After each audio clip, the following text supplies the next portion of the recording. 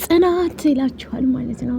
የዚህ ቤተሰብ ያልሆናችሁ ላይክ፣ ሼር እንዲሁም ደግሞ ሰብስክራይብ በማድረግ አበረታቱ ማለት ነው። ቪዲዮውን ሳታው ላይክ ሼር አድርጉ ማለት ነው። ሳታው ዝም ብላችሁ ሀሳብ አስተያየት አትስጡ። እሺ ውዶች ላይክ አድርጉ እና ውዶች፣ ጽናት እንግዲህ የመጣባት ችግር ምንድን ነው? ችግሯን የሚፈታላት አጣ እላችኋለሁ ማለት ነው። የጽናት ህይወት በጣም ምስቅልቅል ያለ ነው ማለት ነው። እንግዲህ ኪራ አብረዋት እንዳይሆን ሌላ ሚስት ማግባት አለበት። እንዴት ከአንዲት ሰራተኛ ጋር እያለ ነበረ ሽማግሌው ማለት ነው፣ የኪራ አባት። ችግሩ ምንድን ነው ውዶች? የጽናት ሰራተኛ አታገባም ያለው ማን ነው እንዴ? ኪራና ጽናት እኮ ተግባብተዋል። በነገራችን ላይ ለድምፄ ይቅርታ ላለው ከእንቅልፌ ገና እየነቃው ነው ማለት ነው። እና የነ ጽናት ነገር ሆኖብኝ ነው። አባትየው እንግዲህ ልጄን እድረዋለሁ፣ ኪራዬ ያገባል እና እናቱም ደግሞ እንዲያገባ ትፈልጋለች ብሏል። ሰላም ጤና ይስጥልኝ ውድ ቤተሰቦች እንዴት ናቸው? ዛሬ ደግሞ ኪራ እንግዲህ ሊያገባ ነው ማለት ነው። ሌላ ሰው አባቱ አምጥቶለታል። እንግዲህ ለምን እንደሆነ ባይገባኝም የጽናት ልብ መሰበር አለበት ውዶችዬ። ግን በዚህ ልክ መሰበር አለበት ወይ? እኔ የለበትም ነው የምለው ማለት ነው። ኪራዬ እንግዲህ በጣም እናዝናለን ማለት ነው። በእርግጥ አንተ አልገፋሃትም ጽናትን፣ አባትየው ናቸው የኔም ማደመኛ ብሎ የለ እና አባትየው ናቸው የሱ ደመኛ ማለት ነው። እና ጽናትና ኪራ አንድ ላይ ቢሆኑ የምር በጣም አሪፍ ነበረ። ግን የኪራ አባት አብረው እንዲሆኑ አልፈቀደም ማለት ነው። እንደዛም ሆኖ ጽናት ተወደዋለች ኪራን ማለት ነው። ውድ ቤተሰቦች ኪራን የምትወድበት ምክንያት አላት ማለት ነው። አሁን ላይ በእርግጥ አዎ እኔም ብሆን እንደዛ ነው የማደርገው። በጊዜው እኮ ውዶችዬ፣ በጊዜው እኮ ማለት ነው ኪራ አንድ ላይ ነበሩ። ቤት የምትባል ተገላግለናት ነበር ማለት ነው። አሁን ደግሞ መጣችብን ማለት ነው። ችግሯ ምንድን ነው ውድ ቤተሰቦቼ ማለት ነው? ችግሯ ምንድን ነው? ቤት የምትባል ልጅ ይገልግለን ልጆች ማለት ነው እንዴ! በዚህ አይነት እኮ አስቡት። ቤቲን ተገላገልን ስንል አሁን ደግሞ ሌላ ጣጣ መታለች ማለት ነው። በዚህ ልክ መሆን የለበትም ማለት ነው። እባክዎን የኪራ አባት አድበው ይቀመጡ። እሶ ምንድን ነው የሚፈልጉት ከጽናት ማለት ነው? ጽናትና ኪራ ተዋደዋል። በቃ ከዚህ በኋላ አይረብሹ እየመጡ እያልኩ ነው እኔ ውዶችዬ ማለት ነው። እሱ አድበው ቢቀመጡ መርጥላቸዋለሁ። እሱ ችግሩ ምንድን ነው ውዶችዬ? እና እሱ ችግሩን በግልጽ ያወያዩ እንጂ እዚህ ኪራን እንትና ይበሉ ማለት ነው። በቃ ኪራን ያግባት ውዶች። ኪራ ጽናትን ያግባት። የምሬ ነው የምላችሁ፣ ጽናትን ያግባት። እኔ እንደዛ ነው የምመርጠው ማለት ነው። ውድ ቤተሰቦቼ ጽናትን ያግባ እያልኩ ነው ማለት ነው። ኪራ ጽናትን እንዲያገባ እንፈልጋለን። ሁላችንም ምኞታችን ነው። ምኞታም ተሳክቶ ደግሞ ማየት እንፈልጋለን። አባቷን ያዝንላት አይደል ወይ? ምን ትፈልጋለች እያለ ነበረ ማለት ነው አባትየው።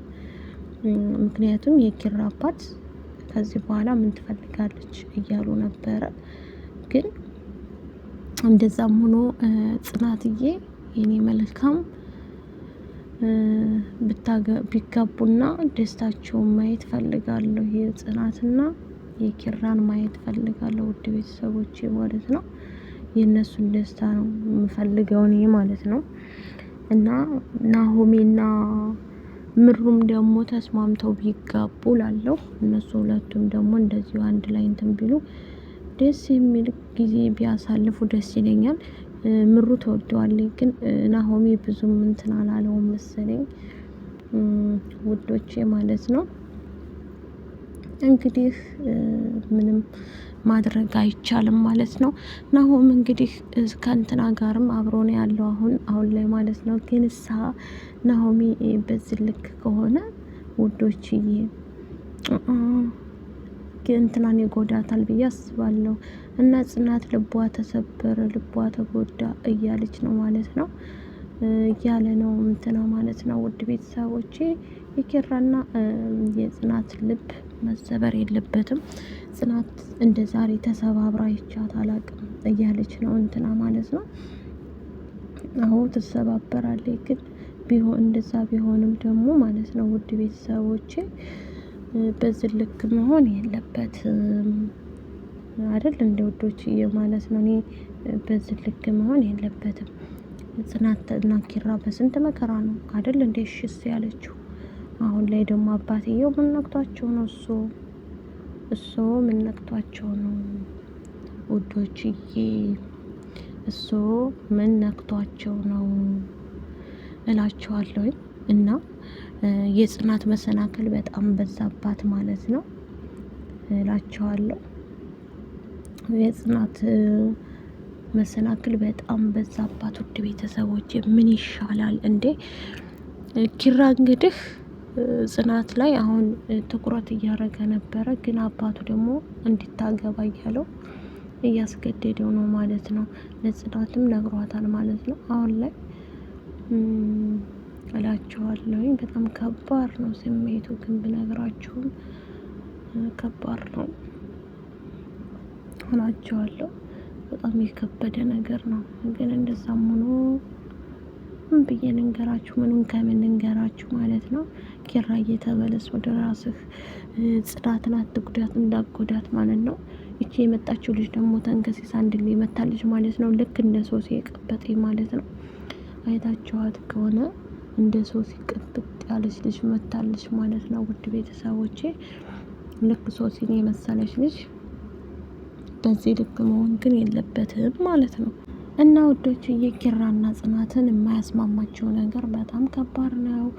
እንግዲህ ይስማሙ እያን ማስማማት ሲገባን የነ ኪራ አባት ግን ኪራን እንድታገባ ኪራ እናት እንድታገባ ትፈልጋለች።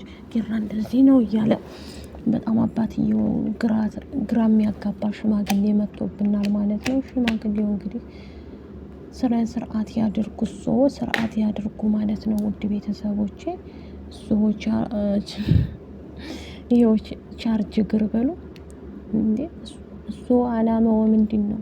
ጽናትን አንገብግቦ መግደል ነው እንዴ?